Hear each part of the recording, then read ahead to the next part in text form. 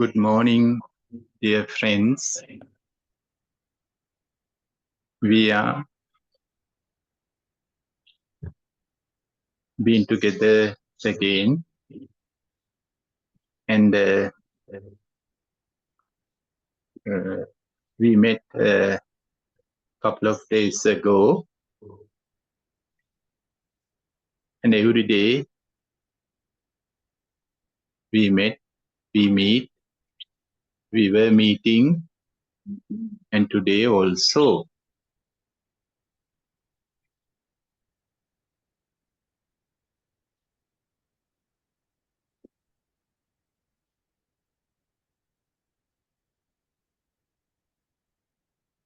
And you are coming to the same place again and again to this church every day.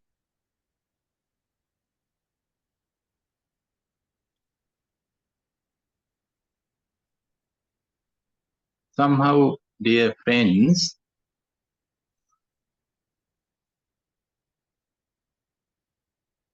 the first day you came there, and next day, and today. And today is the 5th day. So, in the morning when you get up and when you ready, prepare yourself to come to this retreat. I am going to the church. I am going to the retreat. So, same place.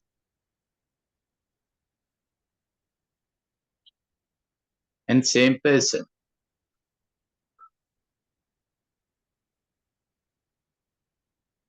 And after the retreat, you go back to your home. And then now I go to my home. So I am the person who came to this morning to this place. And I am the person who stay here, and I am the person who is going back. So we came from the home to the church, and from church to the home. Church is church, the home is home, and you are you. We are we.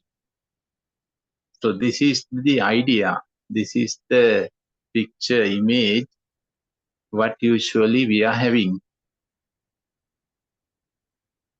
And we believe this strongly.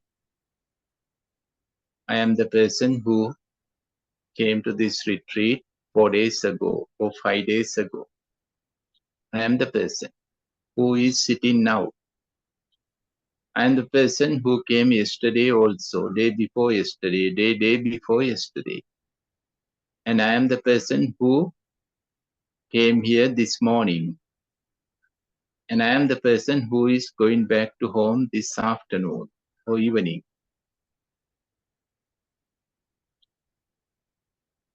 And somehow it looks like true. But we better to observe, we better to meditate, we better to reflect on this conclusion or this image.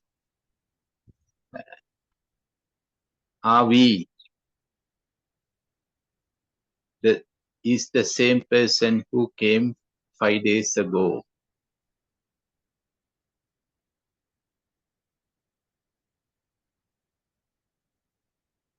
Physically, not much difference, not much changes.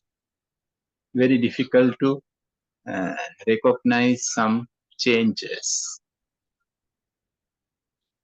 But anyhow, we better to do some investigation on this. Unfortunately, we believe this. Yes, I am. I was. I were. I will be. So we believe this, that we are existing throughout the timeline. Throughout the timeline. from beginning up to now, from now up to the end. We are existing as now, as before.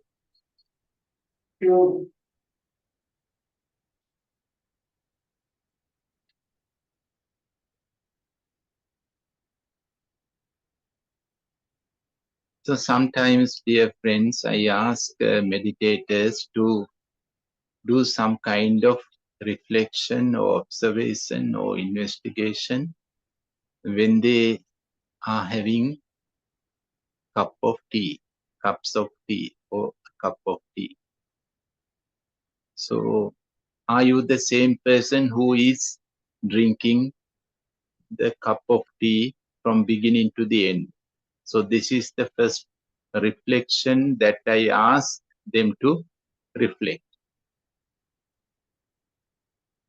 Maybe it takes 10 minutes, 15 minutes to finish a cup of coffee or tea. So I ask, are you remaining just as you are from beginning to the end?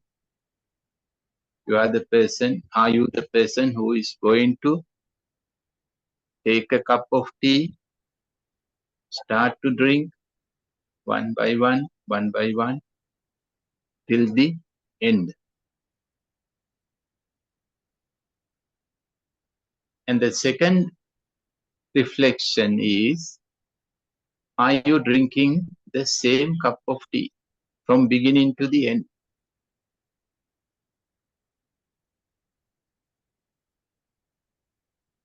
And the rational answer is yes.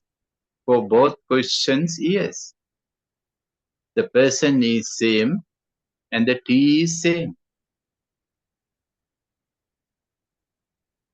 Well, we better to reflect. That's why investigation is important. Why are we going to have a cup of tea? This is the very important thing. Why? What we expect, what we miss right now. Maybe we are thirsty. Maybe we are hungry. Maybe we are tired. Maybe we feel cold. So we better to discover the reason behind, before.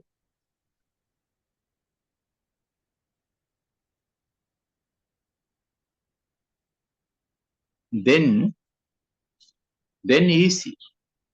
Then the whole reflection is different. Otherwise, we think, I am. Upul is going to have a cup of tea. Not Upul. Upul doesn't want to have a cup of tea. But the thirsty or the hunger or the coldness or maybe laziness, boredom needs a cup of tea.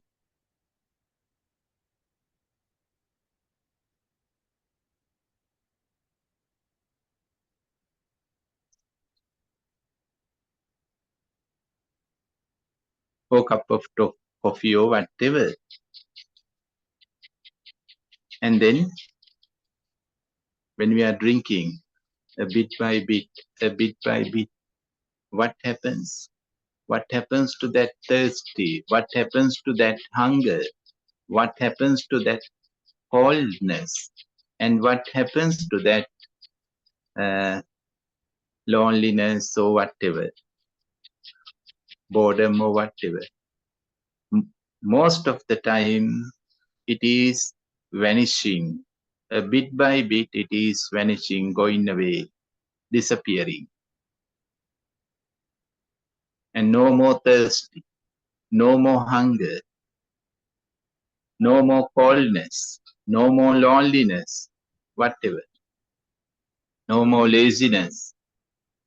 So then where was that person who was thirsty, who was hungry, who was lonely, who was lazy, who was bored, he or she is not here now. But Upul is still there. Upul is still there. So Upul is just a name. That name is still there.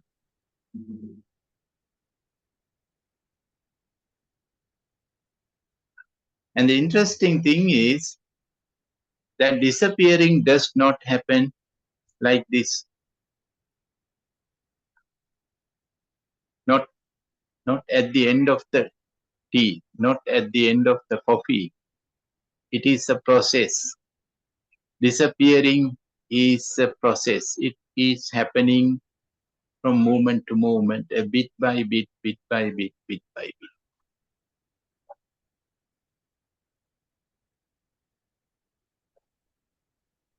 And it is very interesting to observe this, very interesting to watch this process. And also very interesting to observe, to be aware on how a person comes, appears. Maybe now you are not thirsty. You better to look at yourself. Am I thirsty? Am I hungry? Am I feeling cold?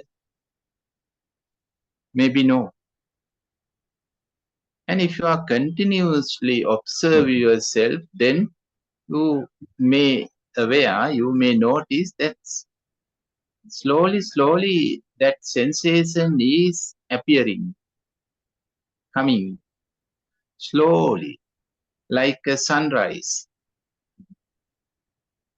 It takes time, slowly. Maybe it takes hours, maybe it takes some minutes, doesn't matter. Slowly it comes.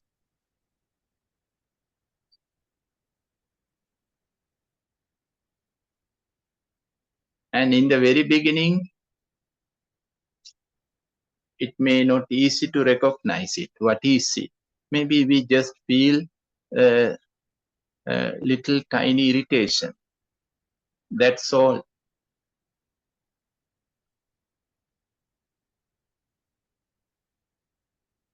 And then it is growing up, appearing, popping up. And then easy, it is thirsty, it is hungry, it's a coldness. So it's a process coming up, appearing. How this person is becoming, how this person is coming, how this person is appearing.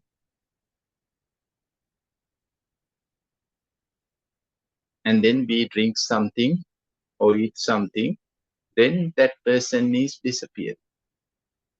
So appearing and disappearing.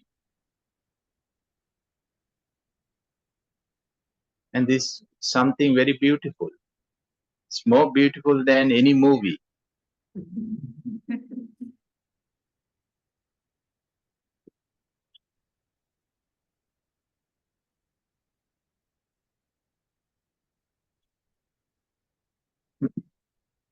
So you may do this experiment during your meal time or tea time,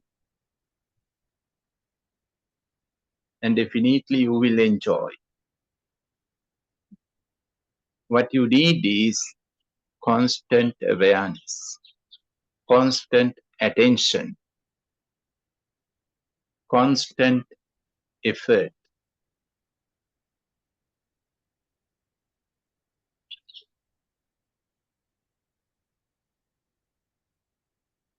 And same thing, the retreat is changing you. So you are not the same person who has come 4 days or 5 days ago. The name is same. The name. Maybe the shape of the body is same. The skin color might be same. The height is same. The weight of the body is same. Maybe clothes are same. Your finger marks might be changed. DNA, same. All are same. Nothing is changed. All are same, but not the same person.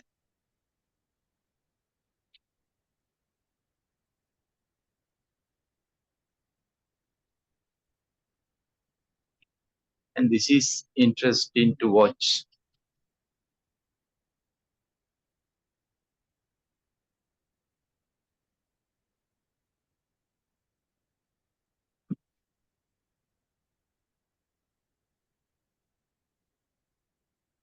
And whether we meditate or not, this process is happening. The changes are happening. The world is changing. The body is changing. The mind is changing. Even before the Buddha and after the Buddha.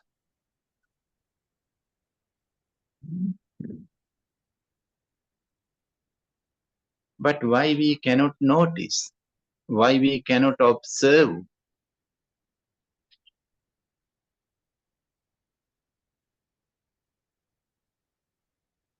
Because, yeah, simple answer is because we are not aware. We are not conscious. We are in a deep sleep. And all the answers are true.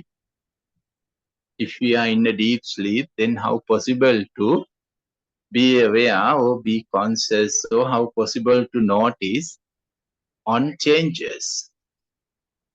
That is not possible. No, when we are asleep, a sleepy person is not capable to observe anything. Same. He or she is in the same world throughout the entire deep sleep. Unless dreaming, if no dreams, then same.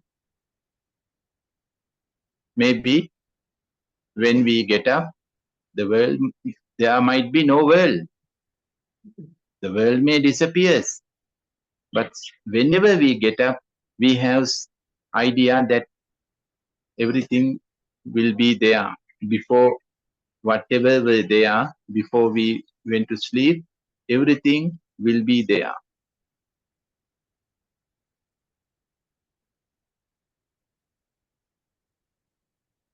Therefore, that is true. Somehow we are in a deep sleep. Therefore, we cannot notice what is happening. So before we sleep, what is happening is we take a photo of everything. We take a photo of the room. We take a photo of others. We take and we capture them. We capture them. We make printouts.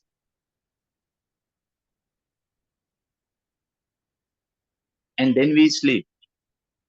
And whenever we get up, we look at the photograph, not the world. First, we look at the photograph, what we have captured.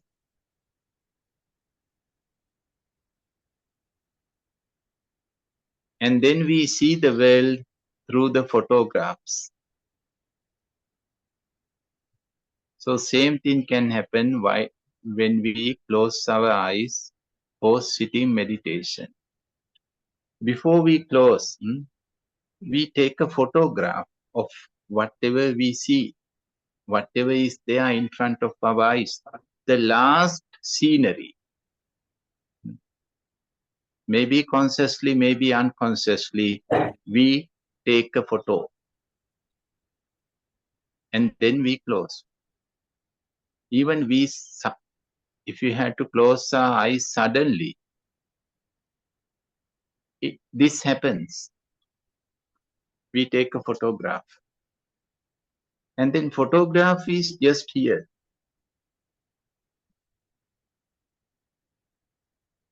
Who are sitting in front of us, where the chair was, where the door is. So it's a big panoramic photograph.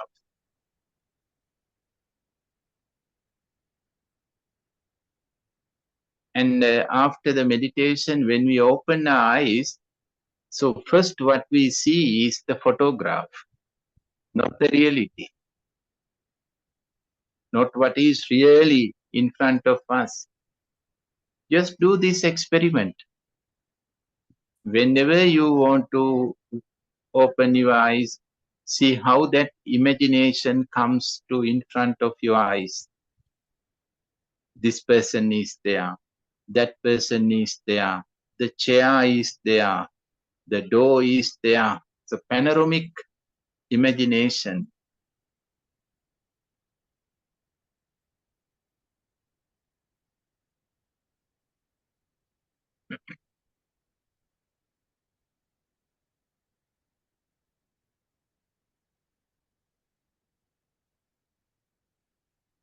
And therefore, maybe if something is missing, we cannot notice.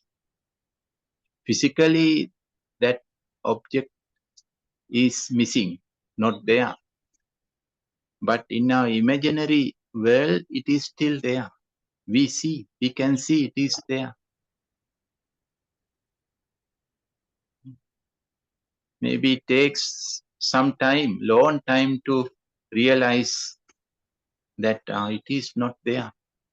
Then we say, today it is not there, but not only today, maybe a couple of days ago. But we have seen it throughout all the day, all these days. Because of what? Because of the picture, because of the imagination. Dear friends, this is the way how our ordinary minds work. So ordinary mind is like a projector,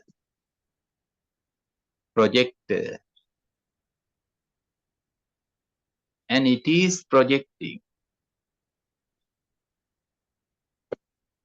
It is taking photographs and also projecting. So it has a dual functions. It is doing both, taking photos and projecting.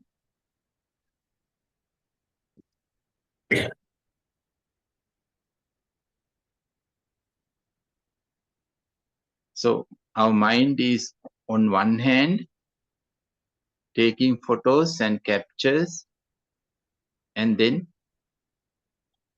projecting.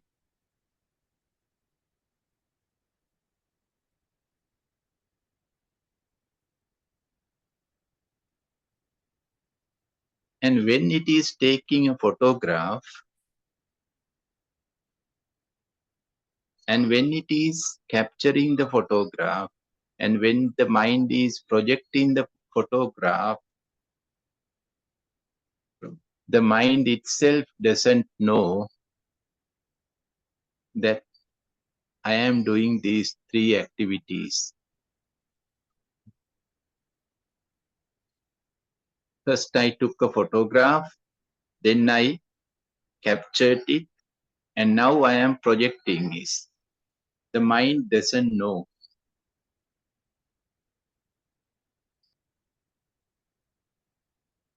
Therefore, whenever the mind is projecting, and then it is very real for the mind. The mind thinks it is so real. The mind doesn't know it is its own projection.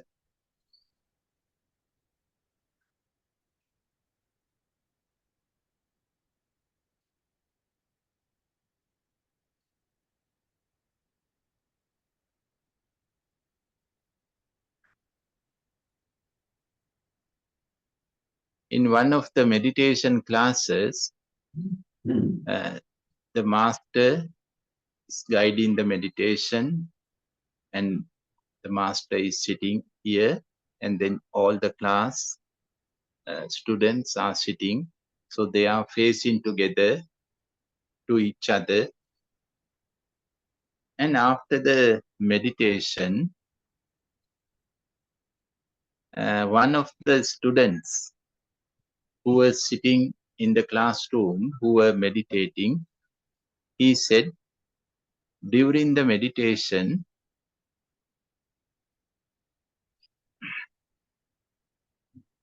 I opened my eyes. And the master said, during the meditation, I also opened my eyes. And then I see you. The master pointed out that student and said, during the meditation, I also opened my eyes, and then I look at you. I see you. And your face is like a Buddha. The master said, your face is like the Buddha, full of serenity, full of calmness.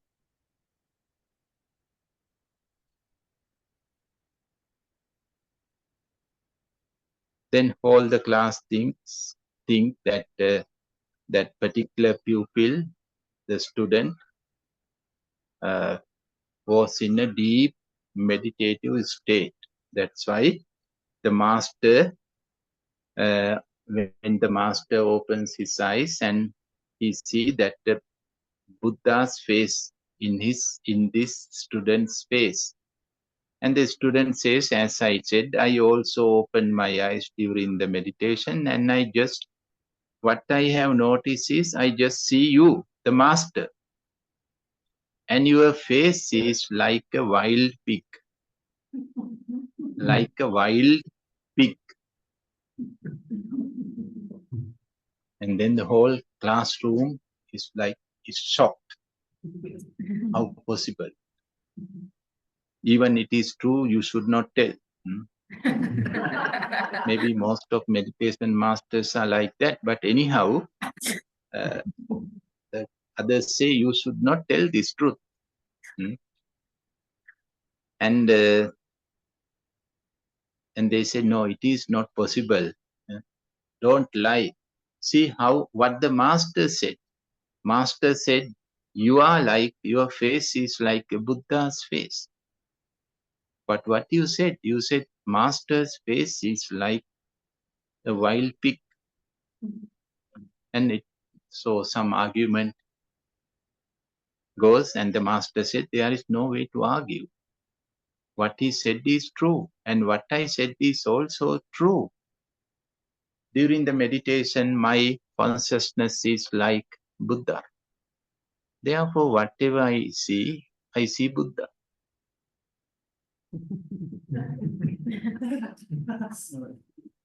But he didn't say about how the pupil's consciousness. You can think, you can imagine. Master said, the consciousness, the mind is projecting. If the mind is beautiful, then we see beauty.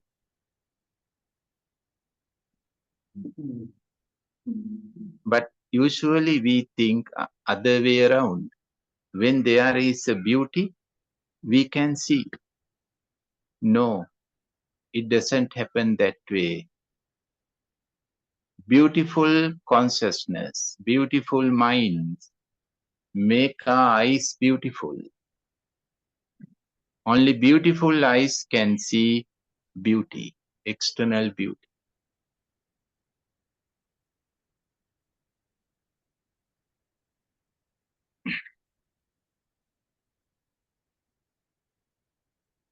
So usual ordinary mind is working as a projector. It is projecting good and bad, beauty and ugly, taste and bitter, right and wrong, the mind is projecting.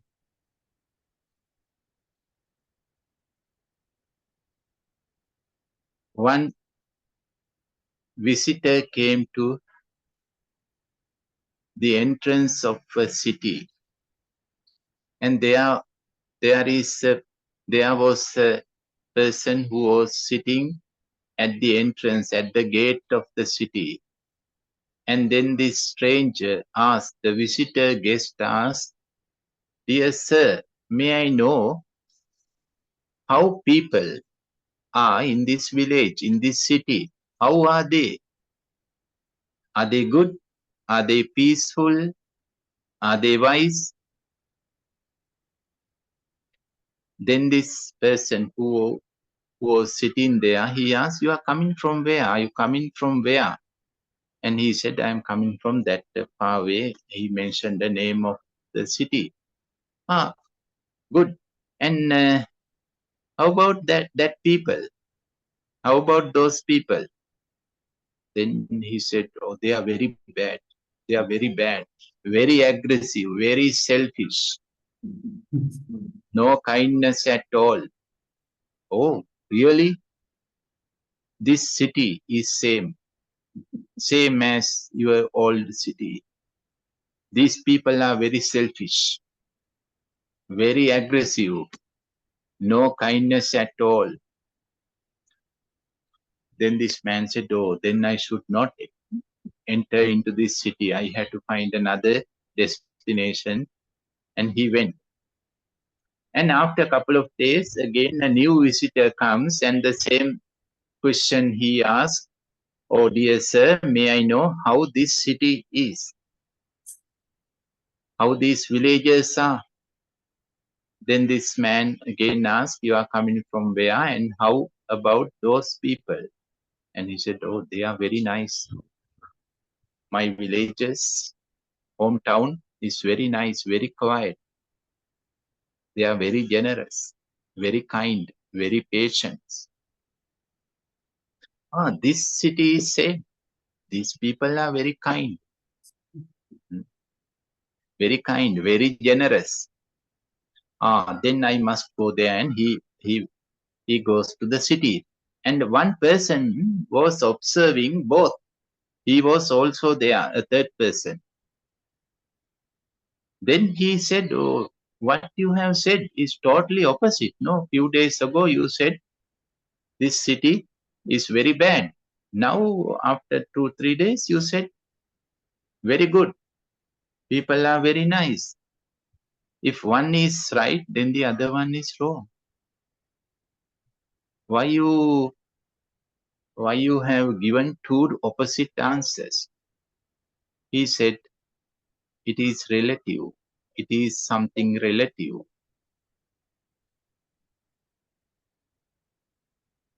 If you are good, then people are good. If you are bad, then people are bad. Maybe not 100%, but it's relative thing, because everything is your own projection. Sooner or later, what we experience is what we project. What we have projected,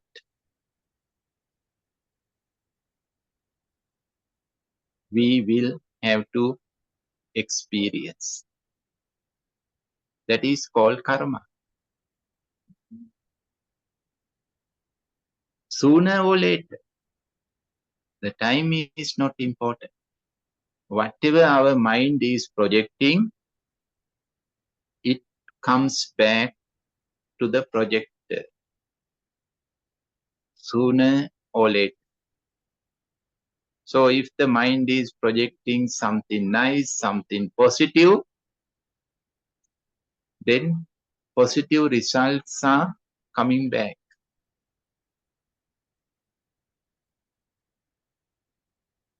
If the projection is negative, then negativities are following. So this is something very beautiful. And there is a small book in Buddhist text, it is called Dhammapada. Dhammapada. All are beautiful verses, something like 400 or something verses. I can't remember the exact number, but small verses given by the Buddha, and different categories, different themes about the mind, about the joy, few different numbers, I think 20 or something topics.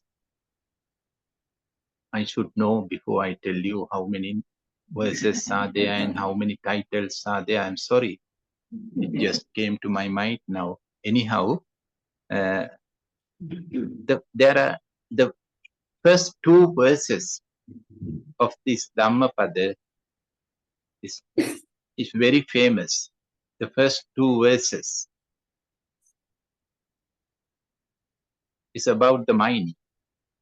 So mind has different names in Buddhism, mana and chitta. So there are two categories, mana and chitta, in these verses also. Anyhow, the first verse is, the Pali is beautiful. So let me say in Pali first, Mano pubbang gama dhamma mano setta manomaya. Manasache paduttena bhasati va karoti va tato nan dukkha mang veti chakkangva vahato padang. I think all of you understand it, no? No need to explain, no need to translate. Mano pubbang gama dhamma. The mind is leading everything. The mind is the leader.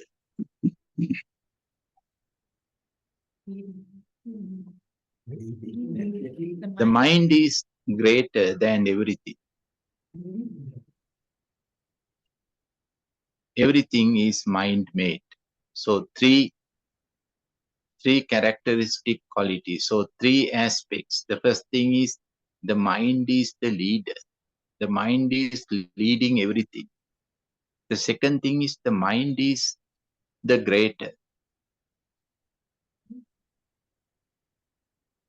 Third one is everything is mind-made. Mano pubbangama dhamma, the mind is leading everything. Mano setta, the mind is greater than everything. Manomaya, made by the mind. So there are greatest things in the world. Maybe great poems, great books, great... Your mic is not good anymore.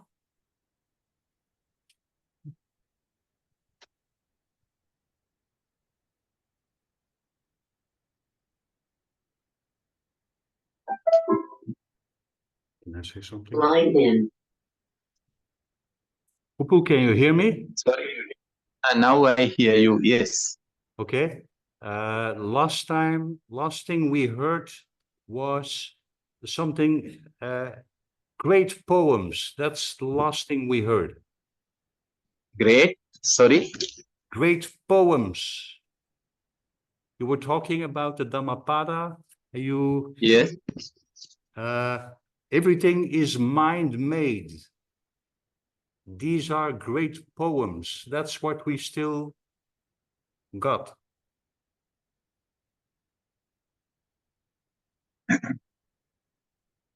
So three aspects. The first one is the mind is the leader. The mind is leading everything. The mind is the greater than everything, and everything is made by the mind. So there are greatest things in the world, like maybe like Tower of Eiffel.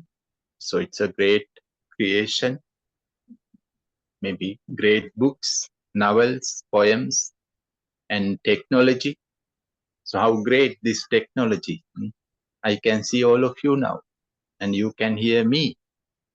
So there are a lot of great things, but the mind makes all these things, human minds. Therefore, if the creation is great, then the creator is greater than the creation. So mind is greater. And mind is leading. So first, it's a thought. The Tower of Eiffel was a thought. Everything was a thought. Everything, whatever human makes, whatever human made, was a thought in one of the mind. And everything is made by the mind. So mind makes plans. This is the way how we want to make the chair. So chair was in the mind before it becomes real. And the second part of this verse is more. That is the message. So this is something like an introduction. The mind is leading everything. The mind is greater and made by the mind. And the second part is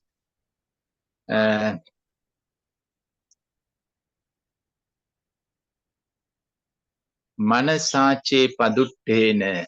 If the mind is impure, if the mind is polluted,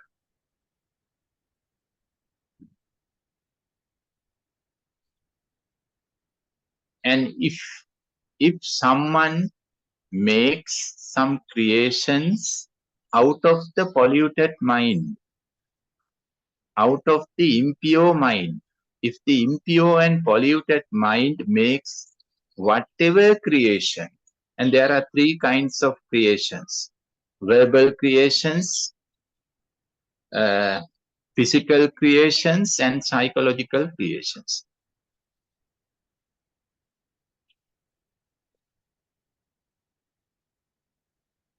And the pain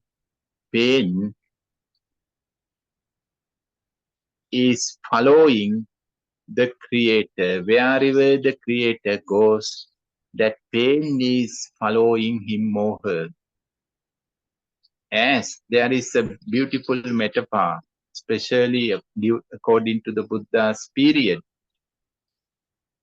as the cart, the wheels of the cart is following the cow. The cow is cow cart. So the cow has to carry the whole cart, all the wheels of the cart, wherever the cow goes, he has to carry. So the pain comes. Pain is going behind the mind, the impure mind, if the impure mind projects anything, verbally or physically. And this explains a lot, dear friends. If we reflect this, then we can understand our life very perfectly. And the second verse is, the first part is same. The mind is the leader, the mind is greater, everything made by the mind. And if the mind is manasache pasannena, if the mind is pure, if the mind is settled, pasanna, if the mind is settled, then that settled mind creates whatever, projects whatever, that joy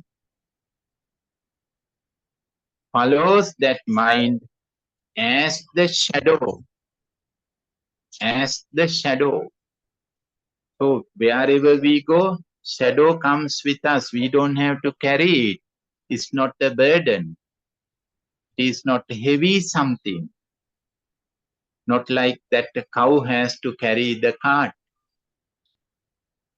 So pain, wherever we go, we carry the pain. See the difference? It's not same. Pain and pleasure are not same. Pain we carry, but joy, pleasure, it comes us wherever we go. It is there. If the mind is pure and settled, and if the settled mind projects whatever,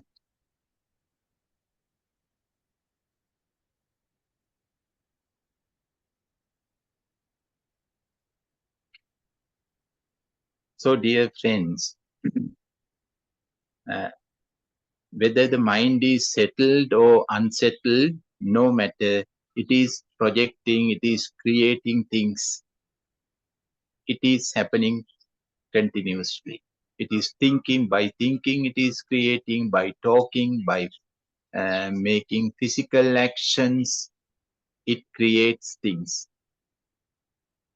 So it is projecting,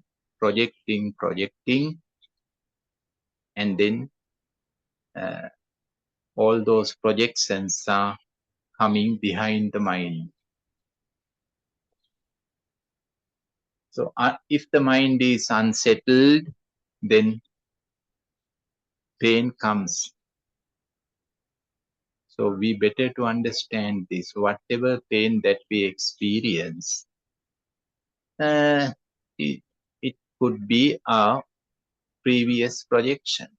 Maybe today, maybe yesterday, or maybe long time ago.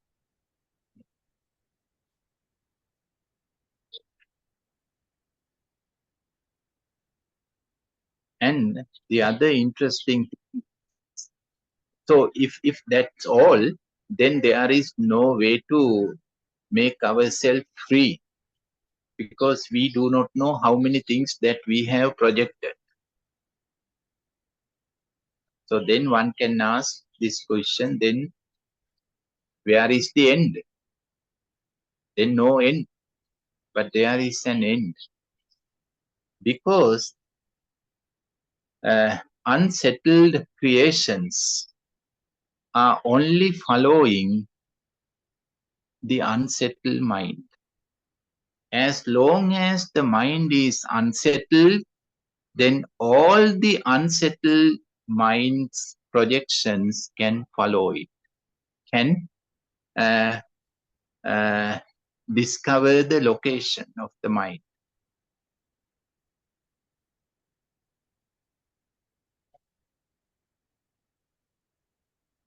But somehow, if the mind becomes settled mind, then it's a different identity.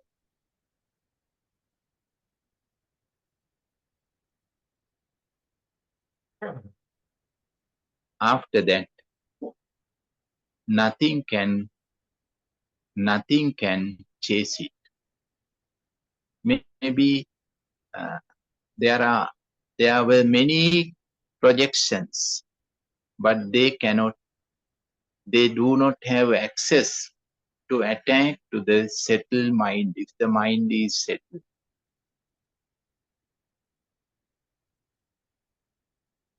Therefore, dear friends, even one can make him or herself free by making the mind settle.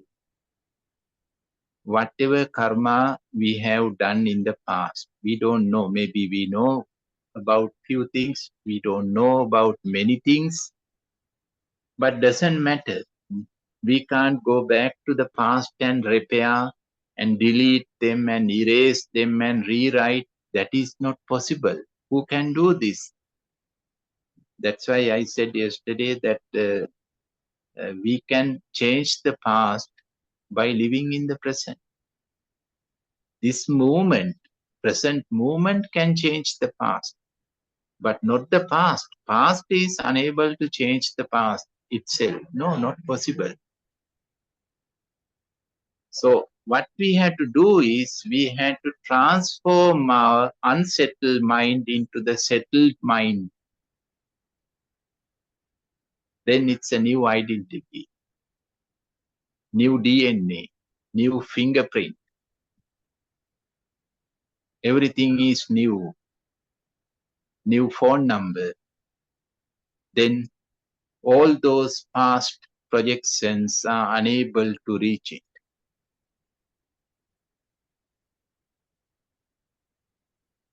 And we can make ourselves free from our own past.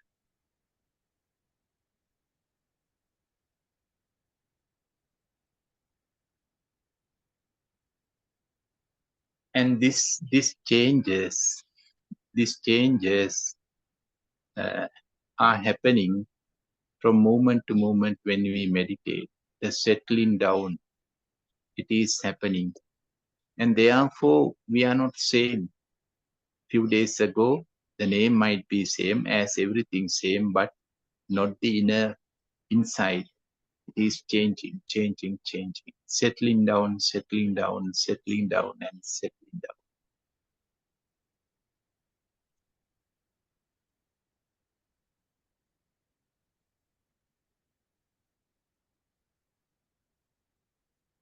So this is the solution.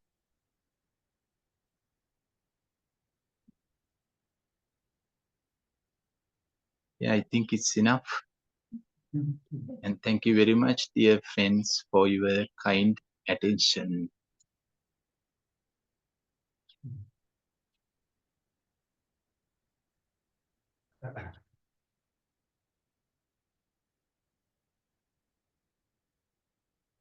Thank you very much again, Upul. So again, I will try to translate your talk as good as possible, and we see each other this afternoon. Oh, thank you, Paul. Thank you very much. Thank you.